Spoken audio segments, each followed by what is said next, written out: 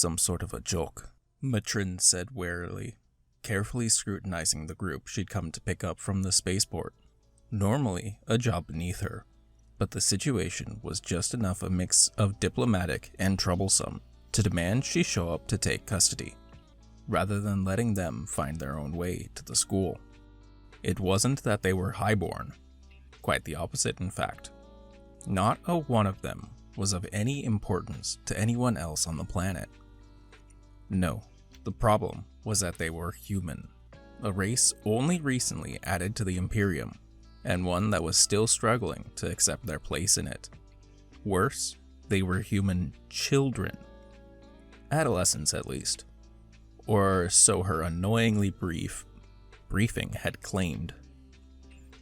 The introductions, however, were not going well.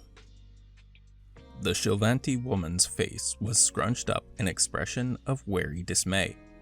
An old, shallow scar gleamed palely down one cheek, bisecting the eyebrow but missing the eye, testifying mutely to a history of military service.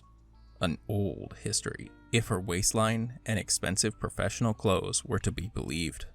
Who names their child horny? Matrin groused, looking over the cluster of 5 young humans arrayed before her. Or rug. She's about to continue, but one of them spoke in Shil before she could. It's a problem with the translators, ma'am, he said. He was the second shortest of the group, hair as black as any Shilvanti.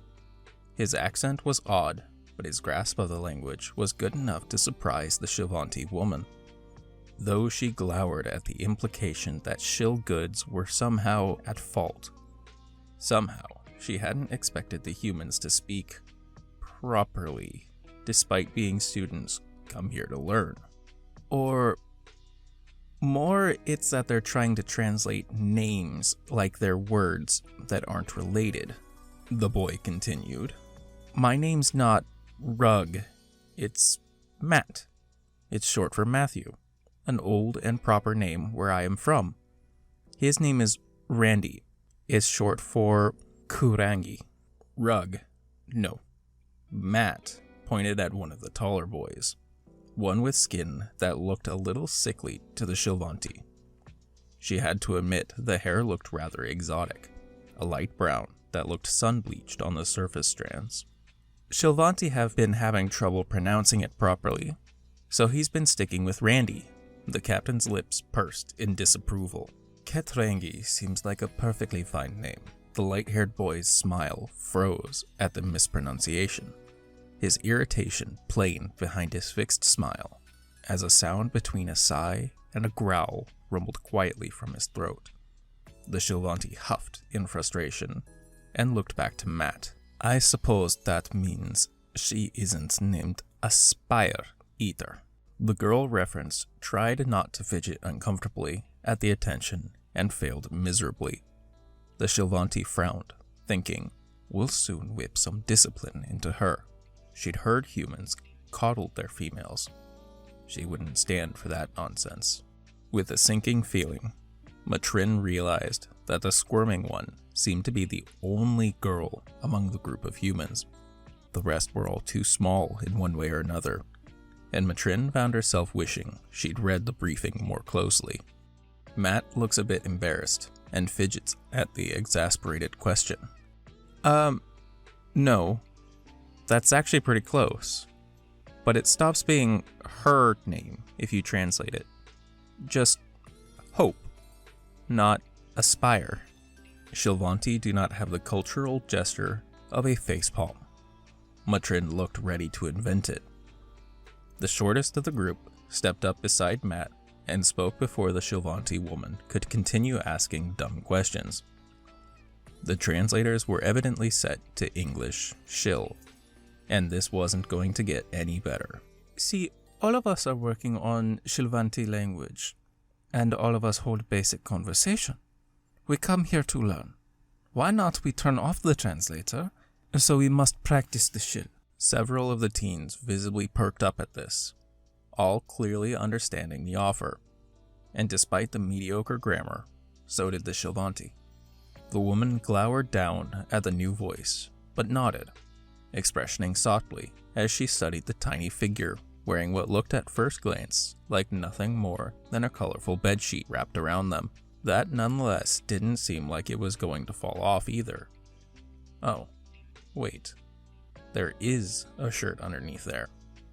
The overall image was odd, barbaric, but almost charmingly exotic to the shill, like a doll from a foreign planet.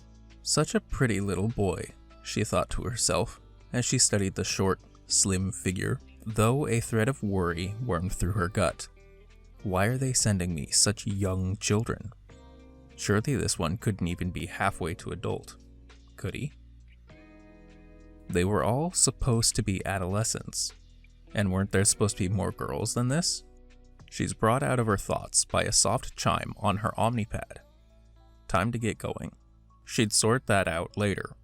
After all, it wasn't like they could send the humans back right now, anyways. That is acceptable, she said, making a show of turning off the translation program on her Omnipad.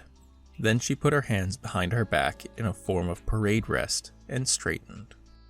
I am Matrin of House Lirona, second administrator of Sarugo Academy. Welcome to the capital, and to the academy.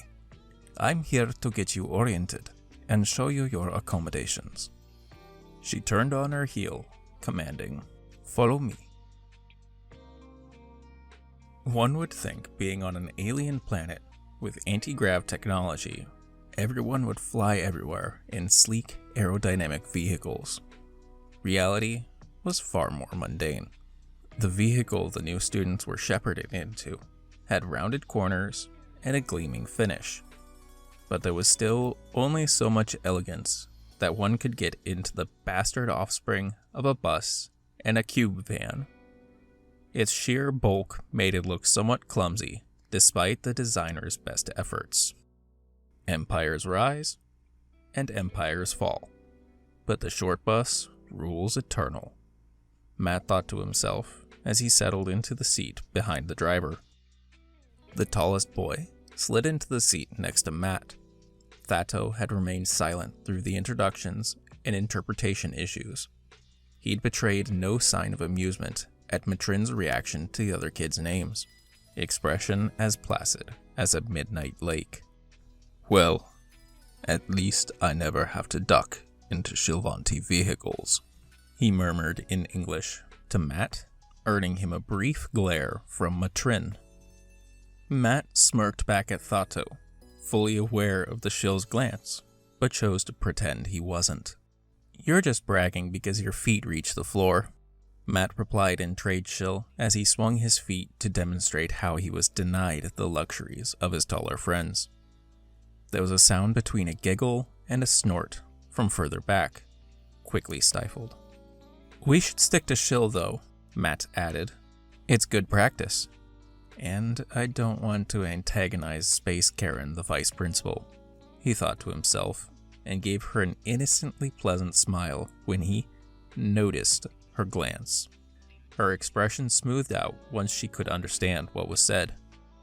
Good, he thought. Now's not a time to borrow trouble. He'd met too many humans who would flip out if anyone spoke a language they couldn't understand, convinced that they were being insulted. Sometimes it was true, but more often it was simply vanity and paranoia. He didn't expect better of the Shilvanti in general, or this one in particular. Matt had no illusions about Matrin's ability to make their lives as unpleasant as possible if she took a disliking to them. And they were a very long way from home. His seatmate's expression was as blandly inoffensive as oatmeal, but Matt could see a glint of humor hiding deep in those nearly black eyes. Thato knew damn well what he was doing, and he was testing how long until he got a reaction. While looking blissfully ignorant of the effect of his actions, he didn't seem put out that Matt had been the one to shut him down. If anything, he seemed more amused that the human had beat the Shilvanti to the punch. Matt gave him a mock glare and a light punch in the shoulder for being a jerk. Thato just grinned briefly. So, Matrin said as she finished getting the vehicle underway. Technically in the driver's seat, but simply as a standard precaution, the autopilot handled the majority of the driving, leaving her free to speak. Sarugo Academy has been in operation for over 300 years, teaching and shaping the young minds of the Imperium to become leaders of tomorrow. Unlike many schools at this age level, we have both female and male students, she added, pride in her voice. Not all schools are trusted with the care and education of boys into puberty, but we are. Matt suppressed a groan at the trite speech, turning it out slightly as his thoughts turned inward. I suppose that's why we're here, Matt thought to himself, a bit of tension leaking out of him. Details on the school itself had been non-existent back on Earth. He wasn't even sure if it had been settled when they left. Only that they were being sent to learn. It was comforting to know the school had other male students. The liberation of Earth might have been a little more than one Shilvanti year ago, but the alien troops already had an unsavory reputation that even the most scrupulous censorship couldn't keep completely under wraps. But those troops were almost universally female. Matt had only seen male Shilvanti in the presence of women of some rank, and even then, they were few and far between. Presumably, on their homeworld, and in a mixed environment, the women have some self-control. How the hell would their society even function otherwise? Matt was jostled out of his ruminations by the light touch of Thato's elbow in his ribs. Evidently, they'd arrived. This has been Cultural Exchange, Chapter 1, by Reddit user Hollow Shell. This story takes place in the Sexy Space Babes universe, a universe created by Reddit user Blue Fish Cakes. If you have any recommendations for stories that you'd like me to cover, please leave them in the comments below. I have been Miniage Narrations, and I hope you all have a wonderful day.